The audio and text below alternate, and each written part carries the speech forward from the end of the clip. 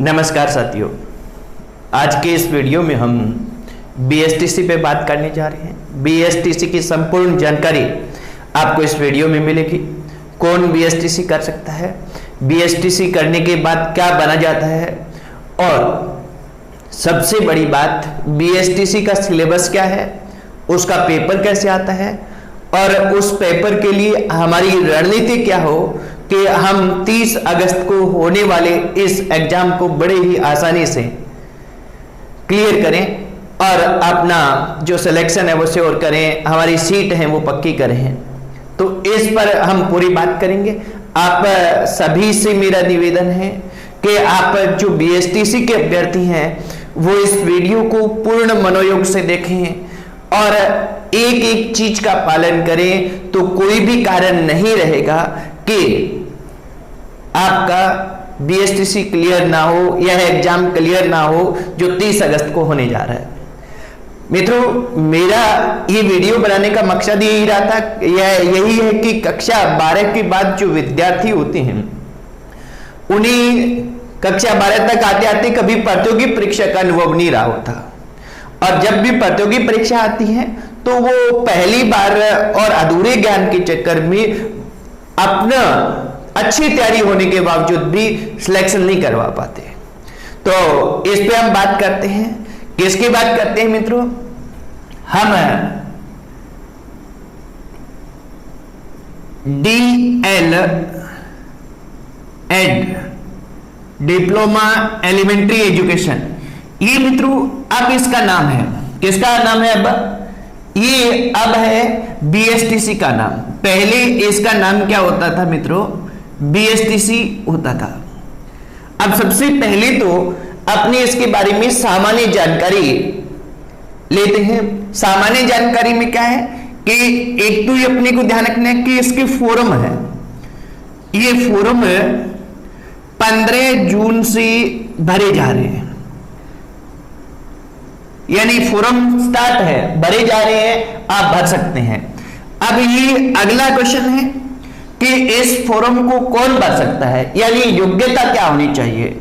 योग्यता के लिए हमारे पास क्या पैमाना है मित्रों कि इसमें योग्यता क्या हो। योग्यता 12वीं पास होना चाहिए, और 12वीं पास है अगर वो जनरल का कैंडिडेट है, यानी जनरल कास्ट से आता है, तो उसके 12वीं में 50% होनी चाहिए। और इस जनरल के अलावा अन्य वो कोई भी कैटेगरी से आ रहा है, ओबीसी, एससी, एसटी, तो उसे 12वीं में 45% मिनिमम मार्क्स चाहिए होते हैं। अब देखिए, यहां एक जरूरी बात है मित्रों, ध्यान रखने योग्य बात है कि ये 12वीं पास या 12वीं उत्तीर्ण है, ये कब चाहिए होता है? हमारा रिजल्ट एडमिशन के टाइम में चाहिए होता है। अब आप अगर 12वीं की परीक्षा दे चुके हैं और आपका रिजल्ट नहीं आया है, परीक्षा दे चुके हैं, वे विद्यार्थी भर सकते हैं। जो 12वीं की परीक्षा दे चुके हैं वे सभी अभ्यर्थी बीएसटीसी का फॉर्म भर सकते हैं, परंतु जैसे ही 12वीं उत्तीर्ण हो तो उनके जनरल के अगर कैंडिडेट है तो 50% होने चाहिए, और अन्य कैंडिडेट है तो 45% होना अनिवार्य है मित्रों। इसमें ध्यान रखना है मित्रों, इसमें आयु निर्धारण भी किया गया है, और आयु है वो अधिकतम है। आयु अधिकतम इसमें है 28 वर्ष, यानी 28 वर्ष से ज्यादा की आयु का व्यक्ति इसे नहीं भर सकता। 28 साल से कम आयु के व्यक्ति ही इसे भर सकते हैं। इसके बाद में मित्रों अपने को यहां ये ध्यान रखना है कि इसकी परीक्षा तिथि पे, जैसे मैंने स्टार्टिंग में बात की कि ये परीक्षा कब होने जा रही है, परीक्षा इसकी तिथि है वह 30 अगस्त। परीक्षा इसकी 30 अगस्त को होगी और दोपहर को 2 से 5 होगी। ये टाइम तो आपको पता चल जाएगा जब आपका प्रवेश पत्र आएगा। तो 12वीं की परीक्षा दे चुके अभ्यर्थी भर सकते हैं, जिनकी कोई भी अगर 12वीं पहले आपने पास कर चुकी है, चाहे आप बीए हैं तो भी भर सकते हैं, परंतु आपकी आयु है वो 28 वर्ष से अधिक नहीं होनी चाहिए। अब देखिए यहां एक अगला क्वेश्चन हमारे पास रहता है कि हम बीएसटीसी क्यों करते हैं। क्यों का तात्पर्य मित्रों कि कक्षा 1 से 5 तक जो गवर्नमेंट स्कूल है इनमें कक्षा 1 से 5 तक का जो अध्यापक पद है, कक्षा 1 से 5 तक का अध्यापक बनने के लिए बीएसटीसी की जाती है। बीएसटीसी कक्षा 1 से 5 तक के अध्यापक बनने के लिए होती है। कक्षा 1 से 5 के अध्यापक के जब भी आवेदन निकलते हैं तो बीएसटीसी वाले वहां फॉर्म भर सकते हैं मित्रों। ये अपनी प्रारंभिक जानकारी, फॉर्म, योग्यता, आयु, परीक्षा तिथि और क्यों बीएसटीसी की जाती है। इसके बाद में सबसे महत्वपूर्ण पोर्शन आता है मित्रों। सबसे महत्वपूर्ण पोर्शन क्या है कि ये जो परीक्षा, इसका सिलेबस क्या है और उस सिलेबस को किस तरह से पढ़े कि हम इसको करेक्ट कर जाएं, इस पे हम बात करते हैं मित्रों। तो अभी अगला जो हमारा टॉपिक है कि परीक्षा का सिलेबस क्या है और उसको किस तरह से क्रैक करें, इस पे हम बात करेंगे। तो यहां मित्रों अपने को ध्यान रखने कि इस परीक्षा का जो सिलेबस रहता है उसके लिए हमें कौन कौन सी पुस्तक पढ़नी चाहिए, क्या करना चाहिए, उन पे बात करते हैं। सिलेबस या वह पैटर्न, क्या किस तरह का पेपर होता है, सिलेबस व पैटर्न पे बात करें तो मित्रों एक तो इसमें मानसिक योग्यता होती है। मानसिक योग्यता या इसको हम क्या कह देते हैं, रीजनिंग कह देते हैं। मानसिक योग्यता और रीजनिंग एक तो ये रहता है। दूसरा यहां होता है वो टीचर एप्टीट्यूड होता है, शिक्षक अभिरुचि, टीचर एप्टीट्यूड, शिक्षक अभिरुचि।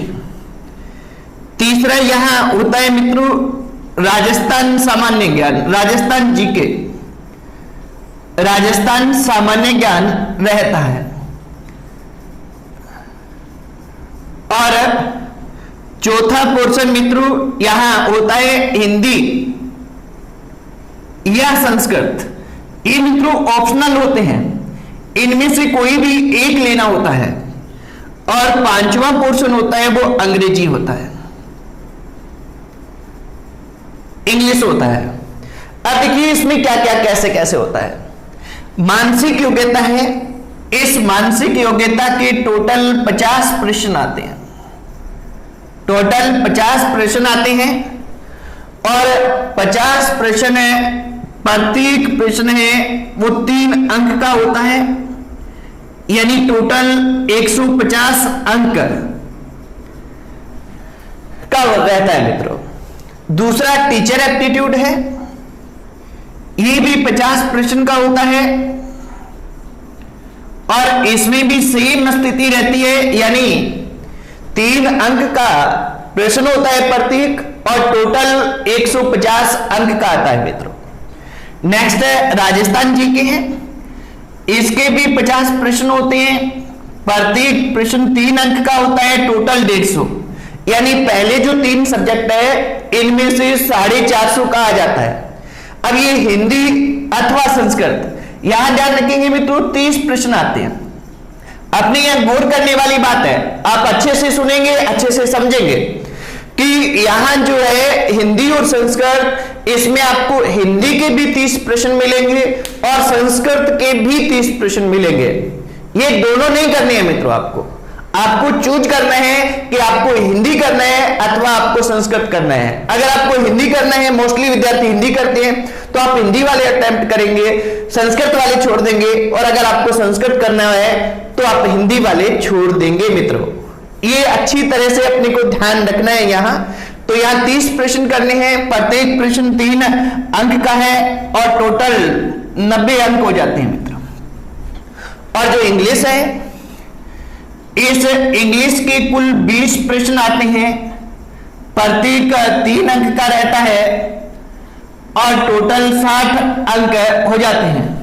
यानी ये 150 ऊपर वाला, ये भी 150, ये भी 150, ये 90, 60, टोटल 600 अंक का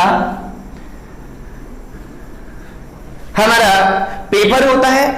और इस पेपर में अगर हम 450 अंक ले लेते हैं तो बहुत ही अच्छी रैंक के साथ हम सिलेक्ट हो जाते हैं मित्रों। 450 लेने वाले बहुत ही अच्छी रैंक के साथ हम सिलेक्ट हो जाते हैं। हमें हमारे मन माफिक हमारी इच्छा के अनुरूप क्या है कॉलेज मिलने की संभावना पूरी रहती है मित्रों।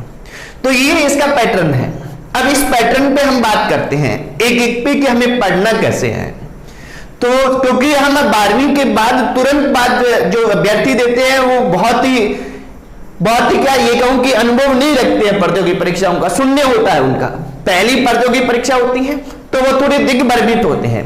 इसलिए मैंने सोचा कि हम इस पूर्ण प्रक्रिया पे बात करें।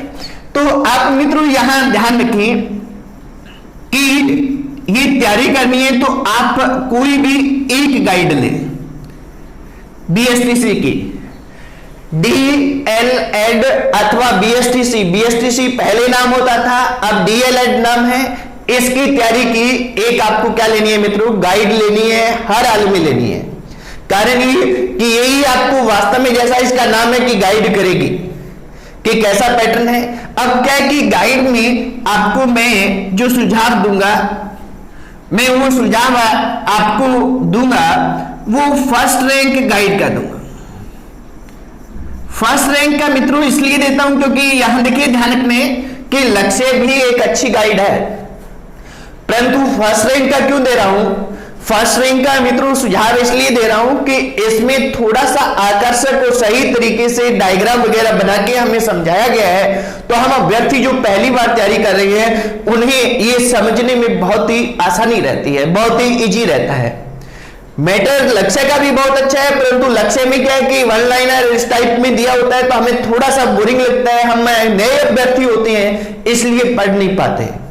ठीक है, तो आप फर्स्ट रैंक की गाइड लें या कोई भी एक गाइड ले जो आपको सूट करती है, आपको सही लगती है। एक अपने को ध्यान रखना है मित्रों, ये जो जैसे फर्स्ट रैंक के साथ आते हैं कि पिछले वर्षों के प्रश्न पत्र, पिछले वर्ष हैं उनके प्रश्न पत्र इसमें आते हैं। जैसे लगभग गाइड के साथ 2008 से लेकर अब तक के लगभग 11 वर्ष के प्रश्न पत्र आ रहे हैं। उन प्रश्न पत्रों को अवश्य लें, वो फ्री में आते हैं, इसके साथ में आते हैं।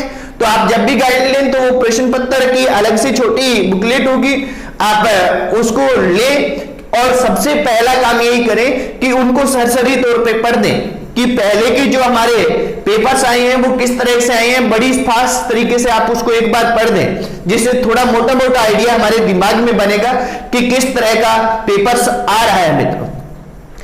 इसके बाद में अपने को ये टॉपिक है, इस मानसिक योग्यता पर सबसे ज्यादा जोर देना है मित्रों। सबसे ज्यादा जोर किस पे देंगे? मानसिक योग्यता पर, क्योंकि मानसिक योग्यता ऐसा प्रोपोर्शन है जिसमें से हम 50 के 50 प्रश्न हल कर सकते हैं थोड़े से टाइम में, थोड़ी सी प्रैक्टिस से। तो इस पे हमें जोर देना है। टीचर एप्टीट्यूड है मित्रों, यहां ये ध्यान रखना है कि जो टीचर एप्टीट्यूड है ये आप पहली बार पढ़ेंगे और मोस्टली क्या है टीचर एप्टीट्यूड है वो कोई भी प्रतियोगी परीक्षा में या तो प्री बीएड में पढ़ा जाता है पेपर में, या बीएसटीसी या जो अब डीएलएड है इसके पेपर में पढ़ा जाता है, और कहीं भी ये पढ़ने को नहीं मिलता। परंतु ये बहुत ही इजी पोर्शन है, इस पे थोड़ी रणनीति बना के काम करनी है, इसको आपको ज्यादा टाइम नहीं देना है। इसमें मित्रों केवल 6 टॉपिक होते हैं, 6 टॉपिक होते हैं। आप क्या करें कि इन्हें पहले एक बार पढ़ें, यानी एक दिन में एक टॉपिक पढ़ें और एक टॉपिक पढ़कर उसके प्रश्न हैं वो हल करें। जो कहां से हल करेंगे? उस टॉपिक के प्रश्न याद। तो ये जो गाइड है इसमें टॉपिक खत्म होने के बाद ऑब्जेक्टिव दिए होते हैं, वहां से भी करें, प्लस पिछले वर्ष के जो प्रश्न पत्र दिए गए हैं वहां से उस टॉपिक को हल करें, प्रैक्टिस करें। दूसरे को फिर दूसरा देखेंगे, दूसरा टॉपिक दूसरे दिन, तीसरा, यानी 6 दिन में आपका कंप्लीट हो जाएगा। पहले एक बार पढ़कर और एक बार 6 दिन में इसको आप छोड़ दें, इसको ज्यादा नहीं देखना है आपको। फिर परीक्षा से पूर्व 6 दिन आपको दोबारा देखना है, एक एक करके परीक्षा से पूर्व 6 दिन देखना है। सबसे इजी पोर्शन रहता है मित्रों, इसमें जो मार्किंग का तरीका होता है वो सबसे अलग होता है। इसमें उत्तर होते हैं 4 दिए होते हैं, और इन 4 उत्तरों में से क्या रहता है मित्रों, 4 उत्तरों में से एक उत्तर गलत होता है। ध्यान रखना है कि सभी जो बाकी पोर्शन है टीचर एप्टीट्यूड को छोड़कर, उसमें सभी जो ऑप्शन है उनमें एक ही सही होगा, 3 गलत होंगे। यहां एक ही गलत होता है, ये ध्यान रखेंगे, और 3 सही होते हैं। अब 3 सही कैसे होते हैं वो हमें देखना है। एक सबसे ज्यादा सही होता है, उसको अगर हम करते हैं तो 3 अंक आते हैं। एक इससे थोड़ा सा कम सही होता है, उसे करते हैं तो हमें 2 अंक मिलते हैं। और एक इससे कम होता है और उसे करते हैं तो हमें क्या मिलता है, 1 अंक मिलता है। और गलत वाला अगर ऑप्शन करते हैं तो हमें 0 मिलता है, क्योंकि यहां नेगेटिव मार्किंग नहीं है मित्रों। ध्यान रखना है, प्रश्न सभी हमें जितने हैं हमारे पास, यानी 200 प्रश्न है, 3 घंटे में सभी के सभी करने हैं, क्योंकि नेगेटिव मार्किंग अथवा नकारात्मक अंकन इस पेपर में नहीं होता है मित्रों, ये ध्यान रखें। इसके बाद हम आते हैं सामान्य ज्ञान पर। सामान्य ज्ञान से पहले हम हिंदी, संस्कृत और इंग्लिश में बात करेंगे मित्रों। जैसे मोस्टली विद्यार्थी क्या लेते हैं, हिंदी लेते हैं, तो आपने जो गाइड ली है उसमें हिंदी आ रही है। एक कक्षा 9 से 12 आप व्याकरण पढ़ते आए हैं, इस व्याकरण को पुनः पढ़ दें, इसमें से बहुत से क्वेश्चन मिलेंगे। कक्षा 9 से 12 जो राजस्थान बोर्ड में अलग से व्याकरण की बुक लगती है, वो सभी ने आपने पढ़ी है क्योंकि पेपर दिया है, तो उसको एक बार पुनः पढ़ दें। और अंग्रेजी है, ये इस गाइड से पढ़ेंगे। इसके अलावा मित्रों यहां एक सुझाव मैं इन दोनों के लिए देना चाहूंगा, हिंदी और अंग्रेजी के लिए। हिंदी और अंग्रेजी के लिए सुगम अथवा चयन, ये एक ही है मित्रों। सुगम अथवा चयन प्रकाशन एक ही है, सुगम अथवा चयन। यहां भी सुगम अथवा चयन, इस जो प्रकाशन है, इस प्रकाशन के प्रीवियस ईयर्स पेपर्स की इंग्लिश और प्रीवियस ईयर्स पेपर्स की हिंदी की अलग छोटी छोटी गाइड आती है। उसमें क्या होता है मित्रों कि अभी तक राजस्थान में जितने भी कंपटीशन हुए हैं हिंदी के, चाहे वो पटवार का हुआ है, चाहे ग्राम सेवक का हुआ है, चाहे आरएस का हुआ है, चाहे एसआई का हुआ है, चाहे कृषि पर्यवेक्षक का हुआ है, यानी जहां भी हिंदी आती है, उन सभी के पहले के प्रश्न पत्रों के प्रश्न दिए होते हैं ग्रामर के, और यहां से एजीटी जुट के आते हैं। ऐसे ही इंग्लिश के भी दिए होते हैं, जैसे एलडीसी वगैरह में जहां भी इंग्लिश आ रही है वहां इंग्लिश की प्रीवियस ईयर्स दिए होते हैं, इसे आप पढ़ें। पर ध्यान रखने, इसमें सारे टॉपिक दिए होंगे ग्रामर के। आपको ग्रामर के केवल वही टॉपिक पढ़ने हैं जो आपके सिलेबस में है, सिलेबस देखना है आपको, और वो वहां से अच्छे से पढ़ना है। यहां से आपको एजीटी प्रश्न मिलेंगे मित्रों। तो ये इस गाइड के साथ में ये प्रीवियस ईयर्स जो अलग अलग प्रतियोगी परीक्षाओं के पेपर्स हैं, ये भी पढ़ने हैं और ये भी पढ़ने हैं। ये बहुत जल्दी पढ़े जाएंगे, ऑब्जेक्टिव है। यहां राजस्थान जीके है, इस राजस्थान जीके को मित्रों बहुत ज्यादा टाइम नहीं देना है, कारण ये कि ये सबसे बड़ा पोर्शन है। हम गलती कहां करते हैं कि हम इस पोर्शन को ज्यादा टाइम देने लग जाते हैं, बड़ा पोर्शन होने के कारण। चाहे आप इसको कितना भी टाइम दे लेना, आप नए अभ्यर्थी हैं, अगर 1.5-2 महीने में आप तैयार करना चाहते हैं, ये तैयार नहीं होगा। इसमें पोर्शन में मैं तो ये मानता हूं कि अगर आप 50 में से 15 क्वेश्चन भी कर पाएंगे तो बहुत अच्छा है, और 15-20 क्वेश्चन हो जाते हैं। तो इसमें क्या करें, इस गाइड को सरसरी तौर पे पढ़ दें। साथ में एक सुझाव यहां दूंगा आपको कि दिशा 2020 राजस्थान के नाम से राजस्थान के प्रीवियस ईयर्स, राजस्थान जीके के प्रीवियस ईयर्स की एक बुक आती है। केवल प्रश्न दिए होते हैं पहले के वैसे ही, आरएस में, फर्स्ट ग्रेड में, सेकंड ग्रेड में, व्याख्याता में, सॉरी रीट में, ये पटवार में, ग्राम सेवक में, कृषि पर्यवेक्षक में, जहां भी राजस्थान जीके आता है उसमें प्रत्येक टॉपिक के जितने भी प्रश्न पीछे के पेपर्स में पूछे गए 20 साल में, वो सारे इसमें दिए गए। आप क्या करेंगे मित्रों, आप ये करेंगे कि इस गाइड को लेंगे। जैसे मानिए कि आपके राजस्थान का भौतिक प्रदेश आपके सिलेबस में, तो राजस्थान के भौतिक प्रदेश के क्वेश्चन यहां से पढ़ देंगे। मैं तो यही कहूंगा कि जीके में सबसे पहले यही पढ़े और यही बार बार पढ़े। बहुत ज्यादा जीके पर ज्यादा ध्यान नहीं दें, क्योंकि ये वाइड लगता है और पढ़ते समय हमें लगता है कि हमारा ये पोर्शन तो अभी कुछ आता ही नहीं। और इस चक्कर में हम जीके को ज्यादा टाइम देते हैं, और जीके को इस पोर्शन को बीएसटीसी वाले विशेषकर ध्यान रखें, जीके के इस पोर्शन को जब हम ज्यादा टाइम देते हैं तो हमारे पास ऐसा ही 1.5-2 महीने टाइम होता है, और हम दूसरे सब्जेक्ट पे जहां 50 में से 50 हल कर सकते हैं, या हिंदी में 30 में से 30 कर सकते हैं, इसमें 20 में से 20 कर सकते हैं, इन पोर्शन छूट जाते हैं। तो हमें ज्यादा ध्यान देना है मानसिक योग्यता पर, हिंदी पर और इंग्लिश पर।